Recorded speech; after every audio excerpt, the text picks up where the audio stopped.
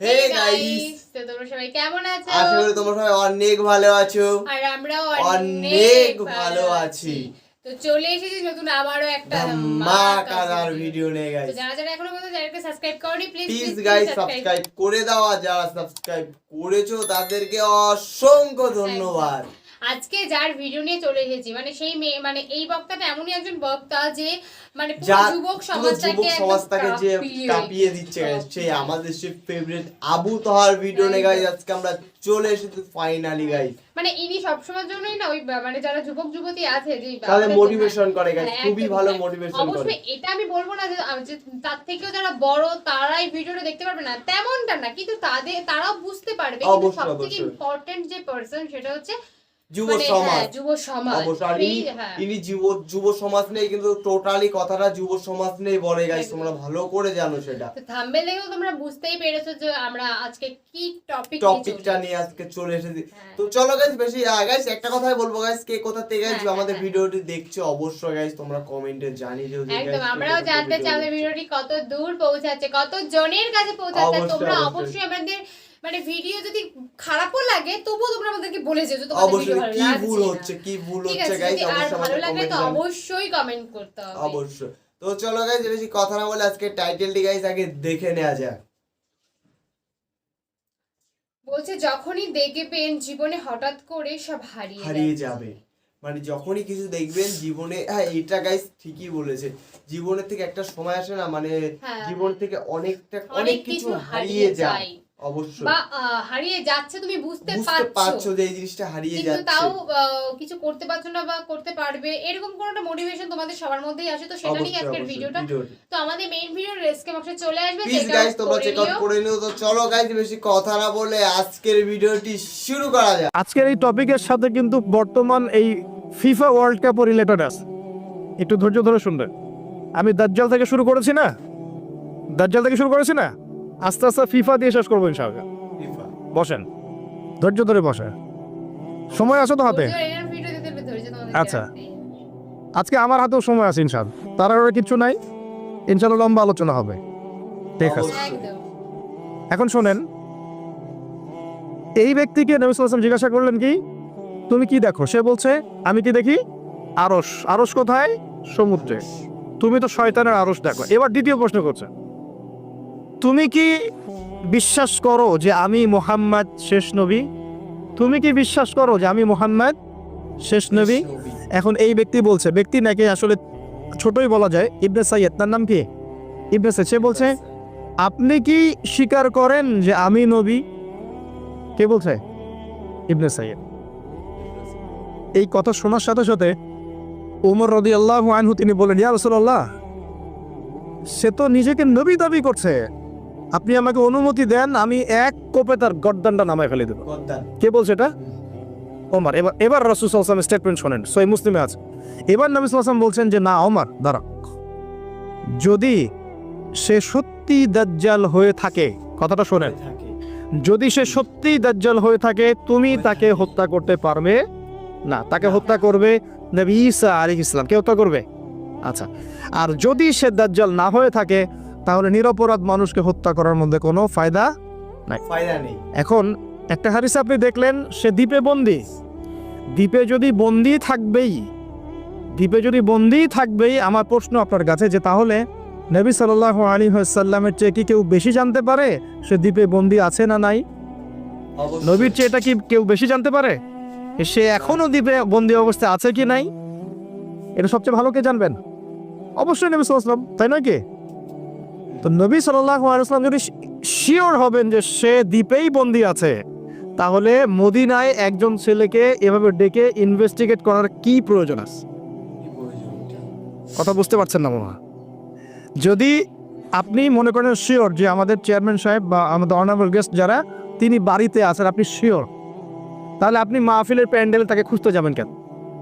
আপনি শিওর তো সে বাসা আছে, তার মানে আপনি একটা চান্স নিচ্ছেন, সে বাসা থেকে বের হতেও পারে নাও পারে, তাই নাকি?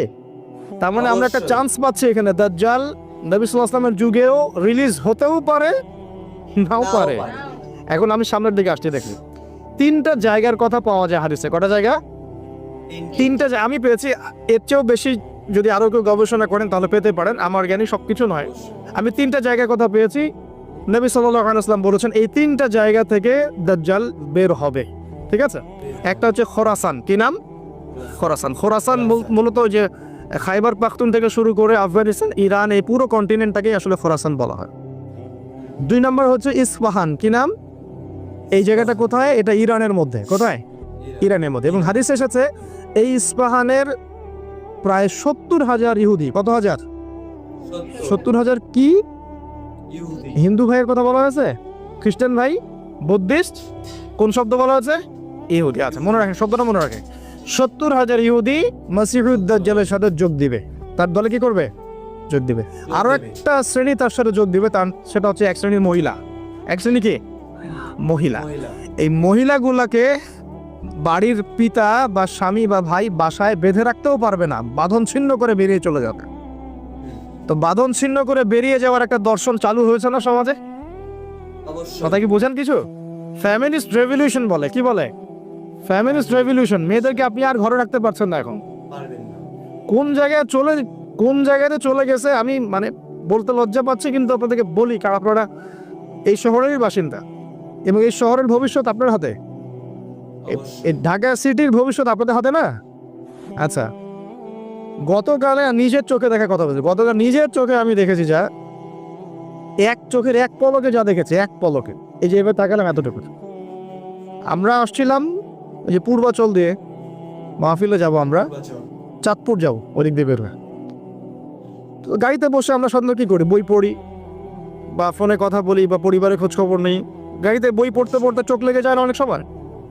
তো চোখটাকে রেস্ট দেওয়ার জন্য জাস্ট একবার গ্লাসটা খুলে বাইরে তাকিয়েছে।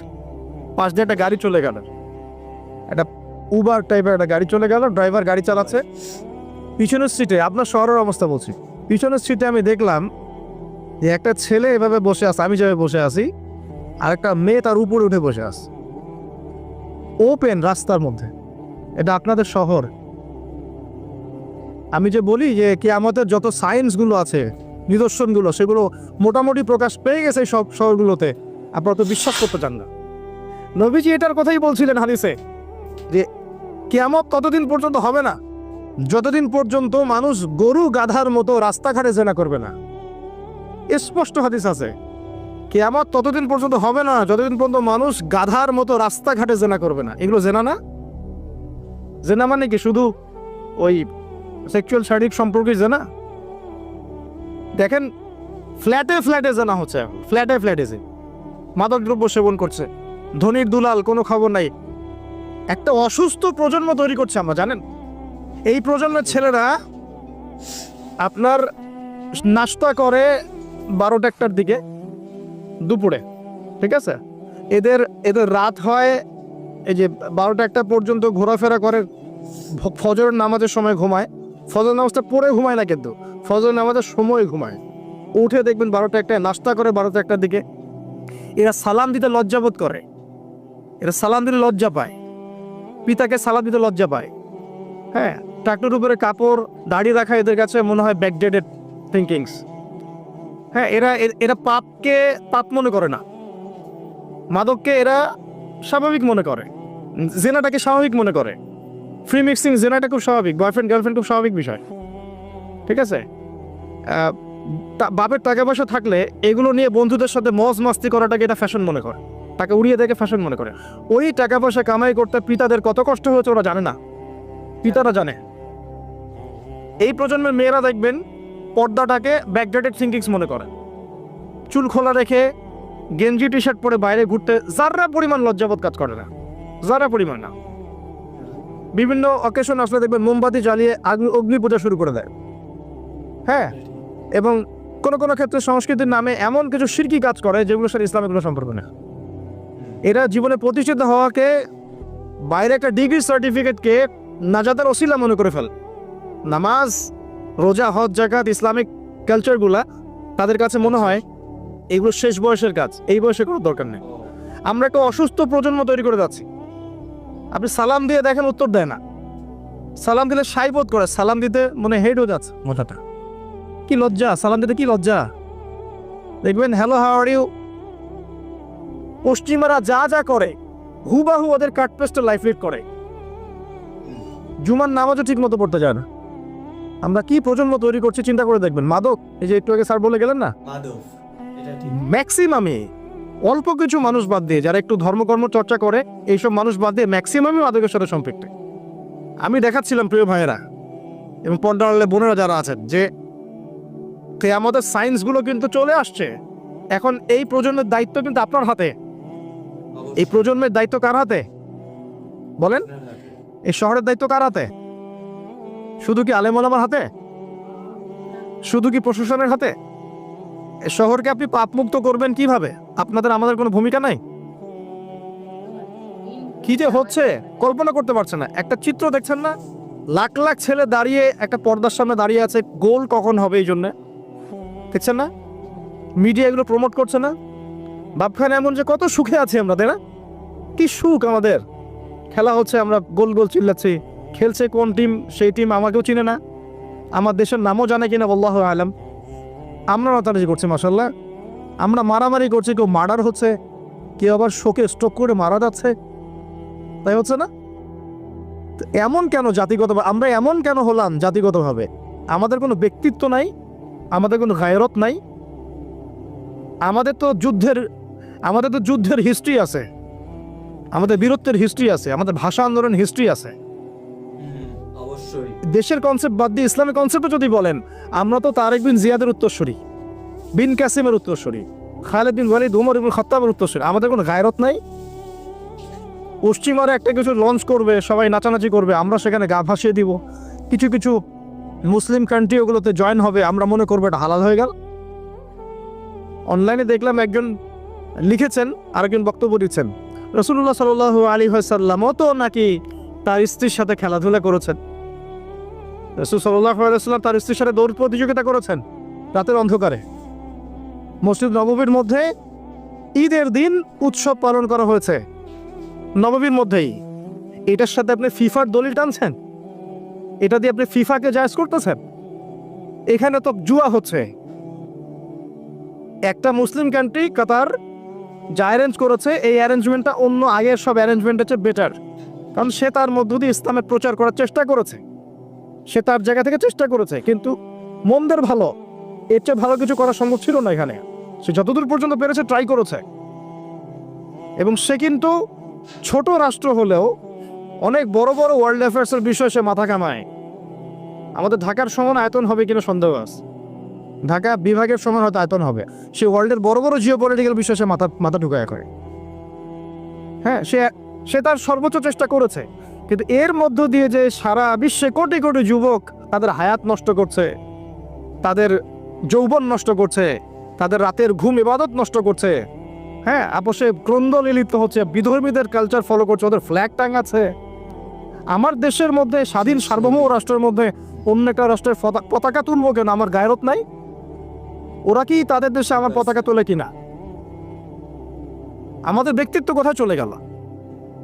এগুলোকে আমরা টেকনিক্যালি আবার মিডিয়াতে জায়েজ করার চেষ্টা করছি, যে নবী সাল্লাল্লাহু আলাইহি ওয়াসাল্লাম তো দৌড় প্রতিযোগিতা করেছেন, হ্যাঁ, তারপরে মসজিদ নববীর মধ্যেও তো এইরকম খেলাধুলা হয়েছে।